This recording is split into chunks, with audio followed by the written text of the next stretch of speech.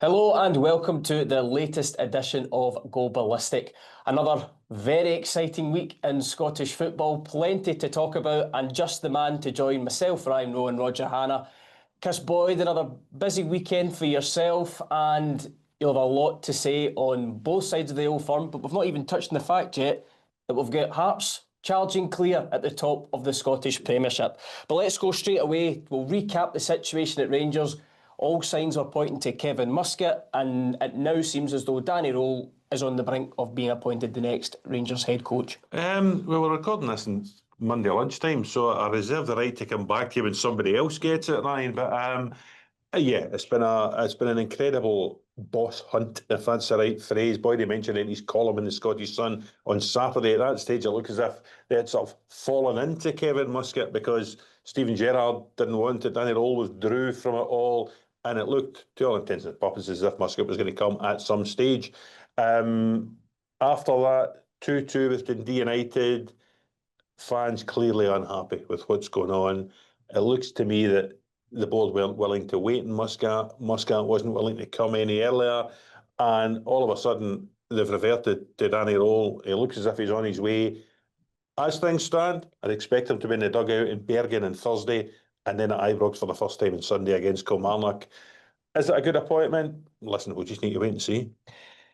Kris, your initial reactions to Kevin Muscat pulling out of the race and now Rangers sort of reapproaching Danny Rohl as the new candidate.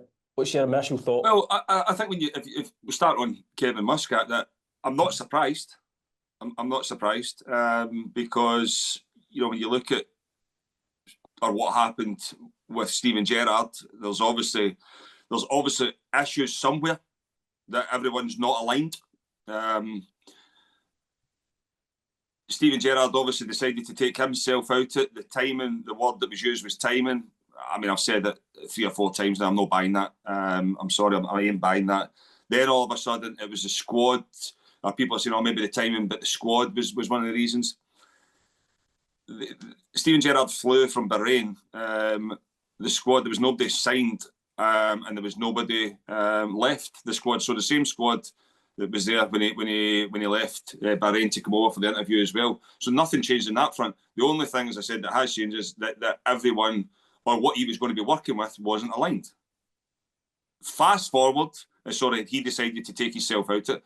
Fast forward, the head coach line of Danny Rohl would be the next one to then the outrage from the Rangers fans because they were saying it was going to be Russell Martin Mark II, that they felt as if that was going to be the case. Listen, whether that is the case or not, I still think Danny Rohl needs to be given an opportunity. He can't be judged against someone else because he's been in the same league as him as such. So we'll touch on that in a minute. But then he decided that he was moving on. He wasn't going to be considered. So for me then, I think Rangers, bear in mind, Kevin Muscat has been overlooked for the Rangers job for the last, 3 managers that have arrived, Roger? 3 managers at least? Yeah. And then it's about Rangers have went to him. He's then realised, well, wait a minute here, I've got a league to win here. I've got an opportunity to win in a league. That yous are coming to me now.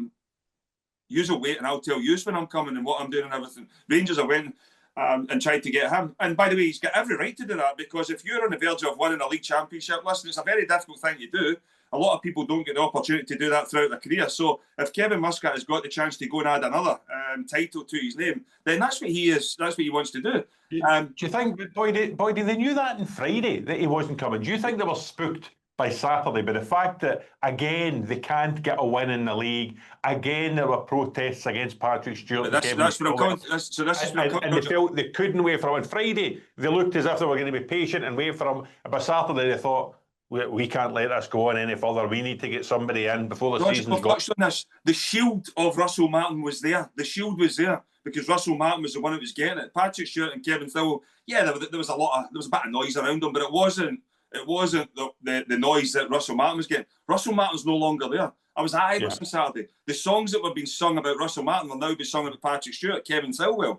So there was banners all over the stadium. The fans don't want them anywhere near their football club. So what I'm saying is, so when they were reading between the lines, they were willing to wait on Kevin Muscat. They would obviously had to put something in place between now and Kevin Muscat being able to come and start his job at Rangers.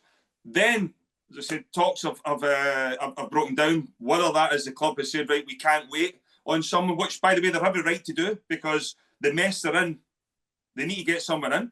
But if you, and this is where you always look at short-sightedness in football. If you have said, or as a club, you've decided Kevin Muscat is the man to take you forward, why all of a sudden is it now went full circle and we went back to Danny Rohl? Yeah, I think it was spooked on Saturday, Boydy. And also, well, the videos were online from the director's box. They were, it wasn't. It was angry fans. Very much so. And listen, if Danny Rohl comes in, and it looks as if he is going to come in right. If he comes in, Patrick Stewart and Kevin Thelwell better hope that this is the right appointment, because they've probably got a free pass for the 49ers. They appoint Russell Martin. It's a mistake. These things happen, boy. Lots of people appoint the wrong manager.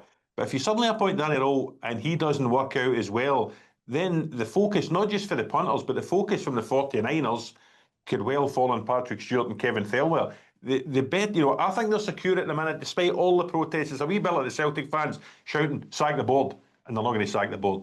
When Rangers fans shout, get Stewart and Thelwell out, at the minute the 49ers have no intention of moving Patrick Stewart and Kevin Thelwell out. They are as secure as they've ever been at Rangers. But they need to get this appointment right. Yeah, I mean, I hear what you're saying, but there's only so much as a human you can take abuse as well, though, Roger. And by the way, I'm not saying it's right, but if the fans are paying their money, they're going to the stadium, then they are going to vent their frustration somewhere. And if they feel as if the job that they're meant to be doing isn't being done to the standard that's required to be at Rangers, or what the fans feel as if is required to be the standard, then they're going to voice their frustrations. And by the way, there's nothing to back up that the recruitment has been good. Nothing. You were there, Boydy. You were there on Saturday. I wasn't. You were at Ibrox. You say Stuart and Thelwell no longer have the shield of Russell Martin. The players don't have the shield of Russell Martin anymore. No. Was there any improvement? It looked a bit better in the first highlights or so. Any improvement? There was. I mean, I thought for 45 minutes Rangers were very good. I mean, they were very good, and I mean, even I felt as if Dundee United were kind of spooked by Rangers as well, because there was an intensity to their play. There wasn't as many short passes. I mean, if it was on the left-hand side, it was maybe, into Raskin, but it was a good 30-40 yard pass out to Antman, or vice versa. If it came in from the right-hand side, it was out, whether it was Rothwell or Raskin, got it out to Gassama, and got both of them 1v1 against the fullbacks. If I was criticising the first half, you'd have been wanting for more balls into the box. But Rangers played with aggression in the first half that I've not seen all season. They got the ball forward. They asked questions of Dundee United. Probably should have been 2 or 3 up, but weren't.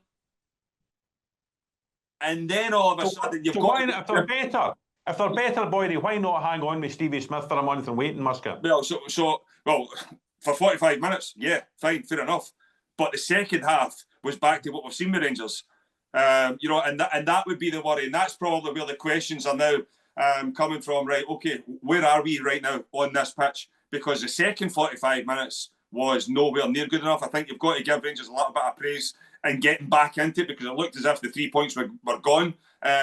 So to get the draw in the end up, okay, fine, fair enough. But that period in between half-time and Rangers getting the equaliser would have been worrying. I thought Dundee United were excellent. Fair play to Jim Goodwin, who made the substitutions, asked questions of Rangers defensively, got the ball forward.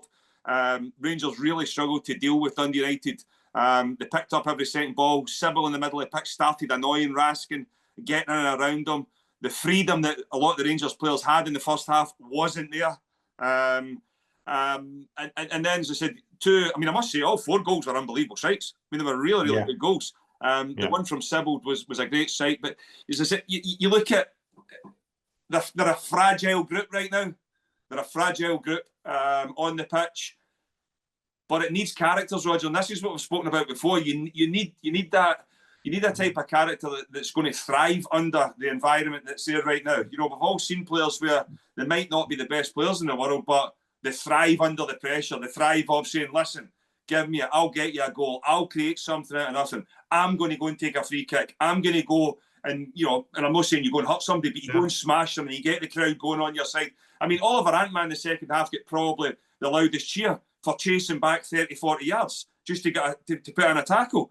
Like, so if you get the effort, then the Rangers fans will go with you. But the second half, worry. And as I said, that's when I think in the stands, they've obviously thought, right, we need to get a manager in right now. They've obviously went back to Kevin Muscat and said, look, you need to come right now, blah, blah, blah, blah. He's decided I'm not, and then they're back to square one. And as it stands right now, it looks as if, and there'll be a lot of noise around, this was the man that they've always wanted. You know, Danny Rohl was the name that was mentioned. It was mentioned in the summer, blah, blah, blah. I think if it is Danny Rohl, and it looks as if it is going to be, you can't say, there's Danny Rohl and there's Russell Martin. They're two peas in a pod. You've got to get... No, I agree with that. I'd have waited for Muscat. I'd have held my nerve and waited for Muscat. Because at the end of last week, the Rangers board had decided Kevin Muscat was a better manager than Danny Rohl. So hold your nerve, wait for him, put Stevie... So what do you do then? You want to put an interim manager charge, if, you know, there's talking Neil McCann last week, just hold your nerve. They haven't held their nerve. Are you surprised? No, listen. And by the way, that's why I said to Ryan at the start of the show, we're recording this on Monday lunchtime, so I reserve the right to, you know, for things to change. Until I see a manager standing there with a blue and white scarf over his head, I won't be convinced that anybody's, you know, the manager yet. Yeah. I mean, as I said, like at Ibrox on Saturday, there was a bit of, you know, before the game, a bit of optimism. There was people, you know, I'm looking forward to Muscat coming in. He'll at least try this, you know, this style of play. You look at, you know, what he's been able to achieve elsewhere. But fast forward a few hours and it's back to, you know, it's doom and gloom again because of the results. And I think as well, like, Rangers fans are obviously going away from the ground on Saturday thinking, Celtic are going to Dundee, they'll win. Point closer to Celtic, Boydy. Yeah, but so Celtic are going to Dundee, they'll win. Hearts, Rugby Park tonight, difficult game. So there's a lot of anger in there, whereas, you know, if you'd have got the 3 points, they might have, you know, started to climb the table and maybe get closer. I mean, Hearts went after a period at the start of the game where Kilmarnock were decent. After that, it was just all Hearts. They found it. And then Celtic yesterday, and that, I think that's the thing that's annoyed a lot of Rangers fans as well. I know we'll touch on Celtic in a minute, but because of where Celtic are as well, the drop-off from Celtic, and the Rangers fans are looking and think, like, if they'd actually just to get their act together, there is still a chance of getting back in it. But the worry would be that Hearts just seem to be, you know, motoring along now. It's going to be a big game for them on Sunday, but it's no one that I don't. It's a game that I don't think there's many Hearts fans, players, and Derek McInnes will be going into saying, oh, I'm worried about playing this Celtic team because they are fragile right now as well. The Rangers fans, just to wrap this up, they clearly want Kevin Thelwell and Patrick Stewart out. Let's say that Danny Rohl gets Rangers back into some form of a title race. Maybe he goes and wins the League Cup, he beats Celtic. How much grace do Thelwell and Stewart still have with the Rangers fans? Like, could we have a foreseeable scenario that Rangers recover towards the end of the season, but there's still a swell of opinion that they want those two guys out? Or how long if Danny Rohl doesn't hit the ground running could we feasibly see a change at that level? There's a lot of ifs and buts in there, Ryan. Can I just remind you, Rangers have won one game in the league this season, and you've got Danny Rohl lifting a trophy before Christmas. I don't. The Rangers fans don't like Thelwell and Stewart, and they want them out. I don't think they'll get them out anytime soon. I think they still retain the full support of Andrew Kavanagh and Parag Marat and the 49ers. I think they're quite secure in their jobs. But you're saying, how long? The last manager lasted 123 days. Shortest ever. So nothing would surprise me at Rangers this season. Absolutely nothing would surprise me. But they need to win a game of football. You know, they go to Bern, I'm not too bothered about, you know, Brian Bergen Thursday night, Europa League, right off the Europa League. It's an irrelevance this season. They need to try and win a game at Ibrox. They've got Kilmarnock on Sunday. They haven't won in the league at Ibrox this season. It's the last week in October. They've won one game when Max Aarons scrambled one in at the back post at Livingston. Yep. Is the only league game they've won, and it's the end of October. So not only will there be scrutiny of Thelwell and Stewart, but Danny Rohl needs to try and get a tune out of these players. Boydy said they were good for 45 minutes. That's of no use to anyone. He needs to get wins, whether they're ugly wins, lucky wins. He needs to get wins. You're talking about a title race. At the minute they're struggling for the top 6. Danny Rohl not only needs to hit the ground running, he needs to show that Stewart and Thelwell have made the right appointment. Yeah, I mean, I think what you're saying there, Roger, as well, in terms of Europa League, I mean, it's Rangers are not going to do anything in Europe, but in terms of writing it off, it just leads to more negativity. You know, they need to put in performances there because of what's happened in the past. Rangers have had success in that tournament. They've been able to win games. Boydy, I'd play the second team. I'd make 11 changes. I'd have everybody out.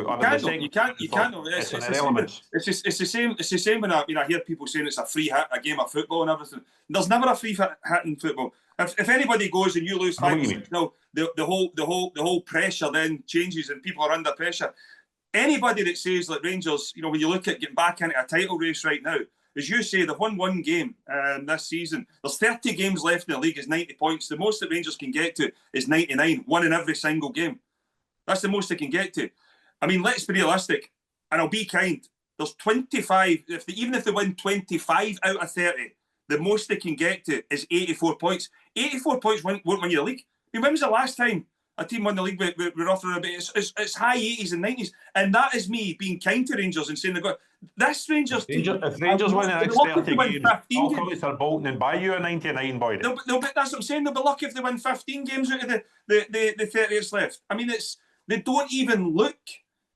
I mean, for 45 minutes, you're saying, yeah, very good. The second half, they're hanging on. They've been hanging on now in the majority of games. And let's be realistic. I mean, I keep saying it. The fixtures have been kind to Rangers so far. They've not been to Tynecastle. They've not been to Celtic Park. They've not been to Tannadice. They've not been to Rugby Park. They've not been Easter Road. They've not been to Pittodrie. Like, they've been kind to Rangers and they've still failed to win these games. You know, so when people are saying, get themselves back into a title race, listen, it's step by step, win a game and see where it takes you. But people are going to have to, like, stand up and take notice right now of Hearts, because Celtic are a basket case right now. This could be a historically bad Rangers team, by it. Yeah. But I mean, is it like the club? There is no doubt that the club is, the structure is broken, and I'm not talking about just the structure of the football club, because the fans sit at the top of that. The fans, they will always be there, and they don't like what they're seeing down below. So ultimately, you need to start winning games of football to get them back on side, see where that takes you. I mean, the fans will always be there, but they've had enough right now. And I can understand it, because there is nothing to suggest, like, even you bring in a head coach, you might get a tune out of players and everything, but you've then got to look at, okay, what are you been able to train with? What type of player are you able to train with? And the ones that have been brought in have not been good enough. I mean, listen, I hate saying it. I hate criticising young boys. But Chermiti is 21, 22. I'm sorry. I can't. I mean, he came on at the weekend there. I cannot see why anyone would pay £8-9 million. Never mind put your name to. I mean, Kevin Thelwell has now been part of a deal that signed him for over £20 million. I mean, it's incredible. And I'll say it again. If you're signing someone for that amount of money in Scotland, then he has to come up and rip it up. And it's the same all the time. I've had it before when, you've been called from people and it's like, you say, but it costs this much. Yeah, but that's not the real price. That's not the real price. It was £1.5 or £2 million cheaper than what's actually been printed. It doesn't matter. Even if he is £1.5, £2 million cheaper, it's still £6.5, £7 million that Rangers have spent. It's no good enough. It's no good enough. The fact that they've got a young boy as a number one left back, he's no good enough. He might want to have a good career, but a lot of Rangers' problems on Saturday came from being out of position in that are.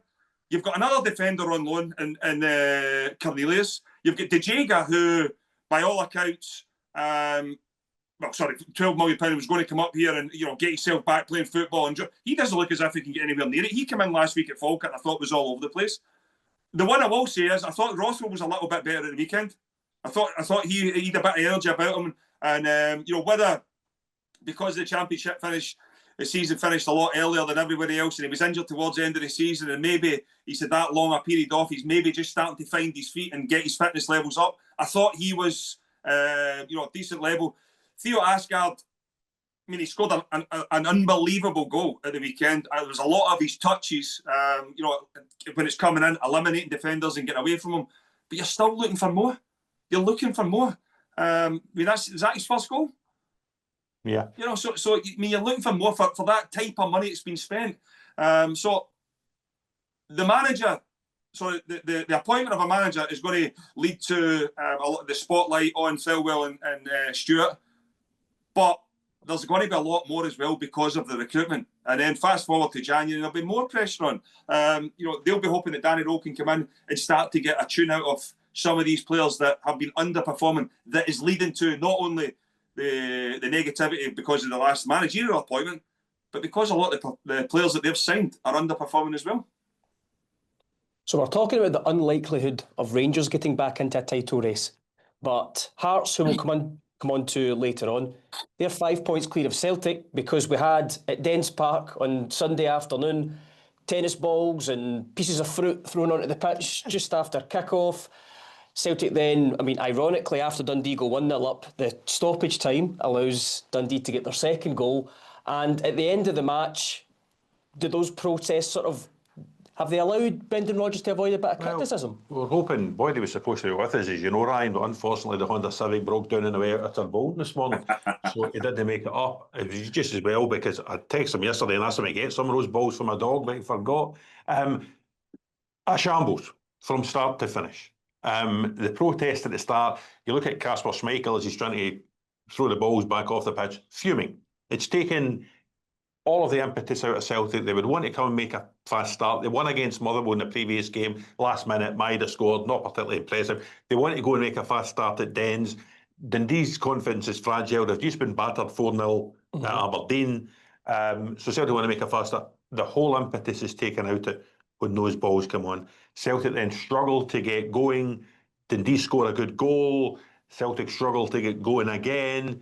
And then, as you say, in the added time, to add insult to injury, the second goal, an own goal off Carter Vickers, goes 2-0. Celtic never looked at it. They never looked at it. I think it was 3 efforts on target during the game. Loads and loads of possession, something like 82% of possession. So much of it's just in front of Dundee. Yep. They're passing the ball square and sideways along the back four into Callum McGregor, back across. They didn't look like it. Last season, they would have had Maida, Kyogo and Kuhn. Second half of the season, Maida, Kuhn, Jota. Yesterday, they had nothing like it. The signings, you've seen in flashes, Tunekte, flashes of Nigrin, flashes of Iniacho, but that's all you've seen. That's also 2 players they'll lose to AFCON as well, which yeah, we're a few weeks ahead, but it's... Absolutely. They keep playing like this, they'll be all right. They look off it. They really do look off it. Brendan Rodgers, really strange post-match comments. Unlike Brendan, very seldom as a pop at the players, but describing them as Honda Civics when he needed Ferraris. You wonder how those quotes are received. They're received very well in newspaper sports desks and in Sky Sports and places like that. You wonder how they're received in the dressing room. Yep, exactly. Kris, what did you think when you heard Brendan Rodgers making those comments? Was any part of it fair? Like, the players have... I think criticism? Because he obviously spoke to us before he went and done the media, then he went in and said that. So we didn't have any time to react to the Honda Civic and the Ferrari. But, I mean, I'll react to it now. But, I mean, it's embarrassing, really, that somebody who has got the cheek to throw his players under the bus like that. I said it yesterday that, you know, the protests from the fans that keep going on about the board and everybody's going to go at the hierarchy at Celtic, but when is people going to start asking the question about Brendan Rodgers? This whole thing of, you know, not being able to bring in players. I mean, Daizen Maeda was Celtic's Player of the Year last year, albeit, yeah, he had a few games through the middle, a few. Most of it was off that left-hand side. Celtic then went and recruited 2 left wingers And yes, Tarecki looks okay, as you say, Roger, in flashes. Balak has been virtually nowhere to be seen. And all you hear is, but he's not been playing his normal position. So if you sign two, then where were both of them going to play? And you've got your player of the year who was in that left-hand side as well. So I don't quite understand the recruitment policy. And everybody will criticise, and the Celtic board seem to get the blame for every transfer that's made. Brendan Rodgers has got the final say in every player that comes into Celtic Park. He's got the final say. So to then throw them all under a bus after a defeat at Dundee, I can't help but think that Brendan Rodgers is just starting. The similarities when Brendan Rodgers left the last time are now coming to the fore again. You go back to the interview when he done with the BBC Match of the Day, the other day there as well. I said it in Sky yesterday. It's a case of, I'm still here. I'll be available. I'll be available in the summer. I'm getting my face back down the road because there'll not be many people pay attention to what's going on up here. But Brendan will go and do his interviews to show everybody that I'm still around, and I will be available in the summer because there's absolutely no way he's staying at Celtic. I get the feeling now, Roger, it's just a standoff between Brendan Rodgers and the board, and whoever blinks first. What about the players, though? What about the players? You're having a pop at Yusuf Chermiti. Quite rightly, hasn't scored the goal. But, at £8 million. But are the Engels is £11 million and can't get into the team? Paulo Bernardo, I know he was injured at the weekend. £3.5 million. Last substitute yesterday again. The team. Austin Trusty, £6 million. Can't get into the team. So, surely the players need to take a bit of responsibility. Yeah, but as well, Roger, everybody goes on, Brendan Rodgers has brought these players to the football club. And by the way, Kieran Tierney's been an unbelievable player for Celtic in Scotland and done well when he went to Arsenal as well. But that is a downgrade right now from Greg Taylor. I don't care what anyone says. Even Callum McGregor, he's had some good performances this season, but he knew as soon as he stepped forward into the game, Greg Taylor was able to go in there and protect him in that central role as well. It's just all disjointed. People will say about the quality in the wide areas. For me, it's quite evident. They don't want to cross the ball. They'll get, and as I said, it's going back to the similarities with Brendan Rodgers the last time. They'll get to the byline, they'll turn out, they'll try and recycle it, they'll go back out the other side, they'll try and work it down the right-hand side, they'll come, if they can't find the perfect pass in, we'll come back round to start again. They've lost so much pace, Boydy. They've lost so much pace. So, I know Maida was missing yesterday, injured, and he's obviously really quick, but they've lost the pace of Kuhn, they've lost the pace of Kyogo, they've lost the pace of Jota. It really is. It's so much side-to-side stuff. Nygren, nice player. He's not a quick player. Yang out there, Yang's not as good as the other guys that we've mentioned. James Forrest, 34 now, come on at half-time. Right, Roger, so how many times is Yang going to play then get whipped off? Why did James Forrest not start yesterday? This is on Brendan Rodgers. That is on Brendan Rodgers. Tony Ralston, you've got a young boy there who, Tony Ralston's been away with Scotland, done okay. You've got a young boy there, Donovan, who came in for a couple of performances everybody was raving about. Why is he not getting an opportunity?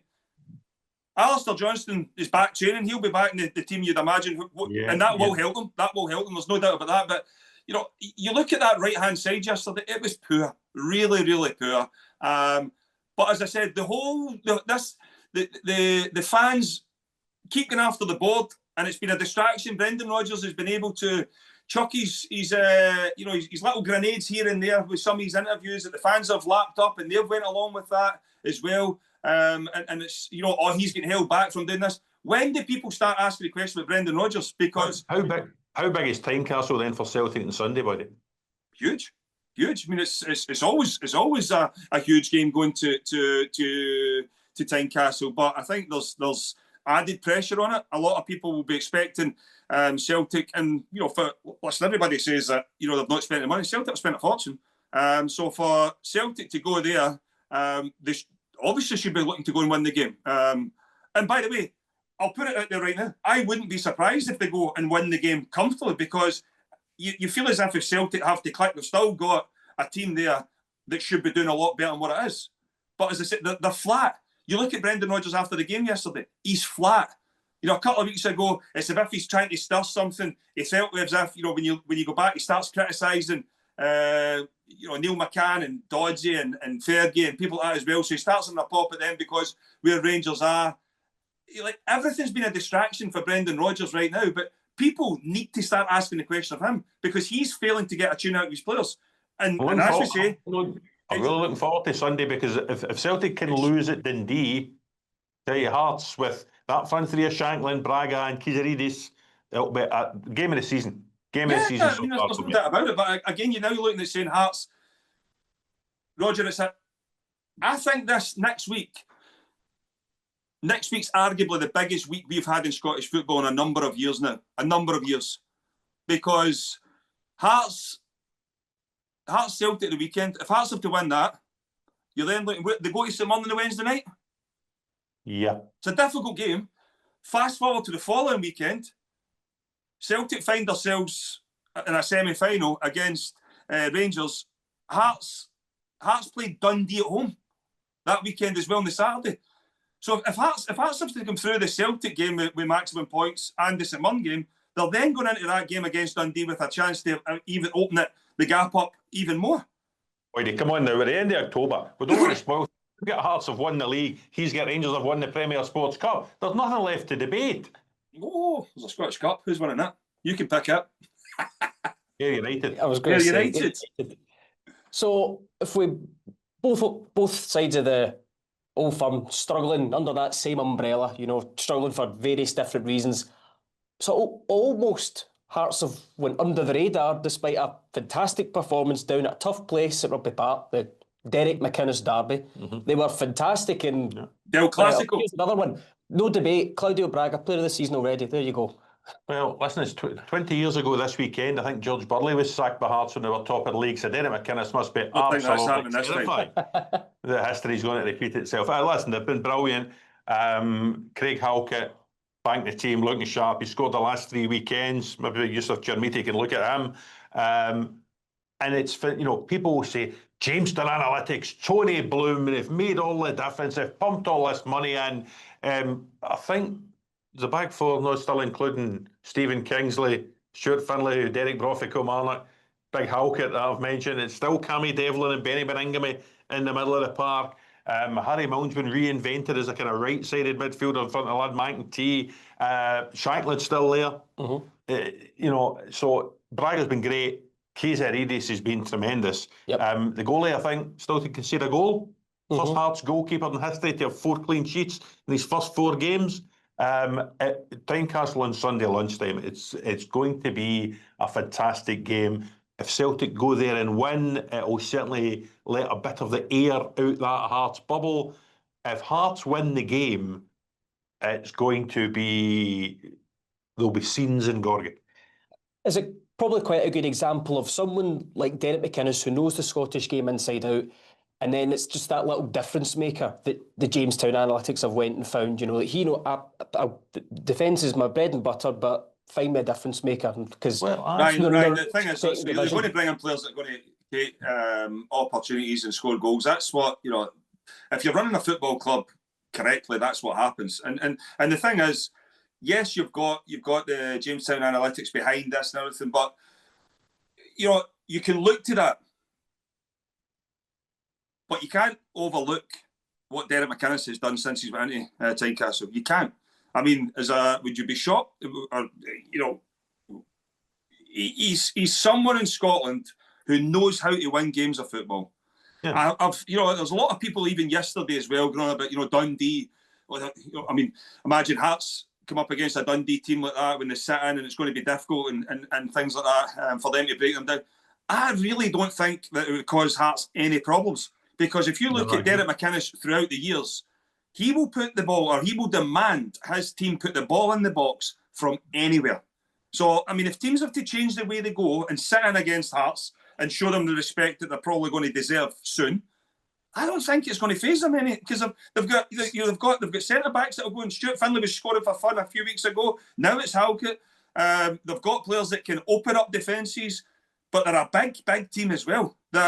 Even if teams want to set off, they'll just have to defend their box because it will come in for anywhere. And that's what I'm saying. When you look at Derek McInnes, he's an outstanding manager that knows how to get results in Scotland, that knows how to structure a team, There would have been people when Harry Millen was put out there. I think it was Ibrox the first game, and that right hand side saying, "What the hell is going on here? Why is he playing him there?" All of a sudden, he's played the last few games. They're scoring goals for fun. They're no conceding, and if they can continue that at the weekend, then the belief that the Hearts fans have got. Then all of a sudden, the players then start to, well, we've just beaten Celtic. We've beaten Ibrox. We've just beaten Celtic now as well.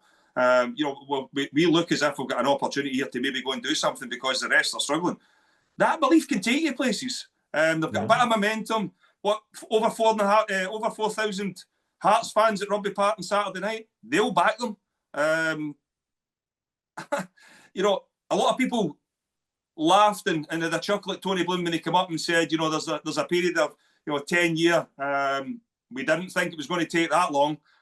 He's obviously, he's not a silly man. We've spoken about this before. He's not a silly man. He's obviously looked at that Rangers squad and said, yeah, I don't really fancy that, which he's been proven correct with right now. Also probably looked at Celtic and thought, yeah, they're performing well, but the whole Brendan Rodgers scenario, whether he was going to leave, sign a new deal, whatever, there was the rumblings were there at the start of the season that it was probably going to be Brendan Rodgers last season. I've said it before, Brendan Rodgers is an elite manager. There's no getting away from that. But there comes a period where Brendan feels as if, right, I need to move on. I need to go. Yeah. And that's where it's at right now. The statement or the comments from Tony Bloom, as I said, a lot of people would have laughed at him at the start. I didn't. I was very vocal on it. I thought that when somebody of that stature is coming up here and being as brave and bold to stand there and say, no, I fancy us to go and do something, you've got to stand up and take notice. And right now, that's what's happening. That's what's happening. That fellow McInnes would have made a good Rangers manager. I wonder if anybody thought of that. Mm-hmm. Would there be a disappointment if Hearts don't finish at least second after the start to the season? A disappointment for Hearts fans, I would imagine. Listen, I don't know. They're in a really good position. Aberdeen started like this last season and finished fifth. It's different, though, Roger. It's different. I'm just going to say, it is a lot different. There's a different feel about this Hearts team. There's also a different feel about this Celtic and Rangers team. Mm-hmm. So, 10 years ago, Claudio Ranieri, Jamie Vardy, Kasper Schmeichel, they did it with Leicester City in England. It could happen. I still don't think it will happen, but I'd love to see Hearts keep it going and keep it going and keep it going because it's something a bit different that sparks interest in the game. Just before we wrap things up then, Kris, go on, give us your early prediction for Sunday lunchtime, Hearts Celtic. Who won Hearts? Heard it here first. Hearts, glorious Hearts. You joining me? A good way to wrap up that, isn't it, Roger? I honestly cannot follow that. Thanks very much again for watching, guys. Kris, thanks for joining us. And indeed, stay tuned to the Scottish SunSports YouTube channel for all the latest big interviews. We'll have more from Derek McGregor as well coming up later on.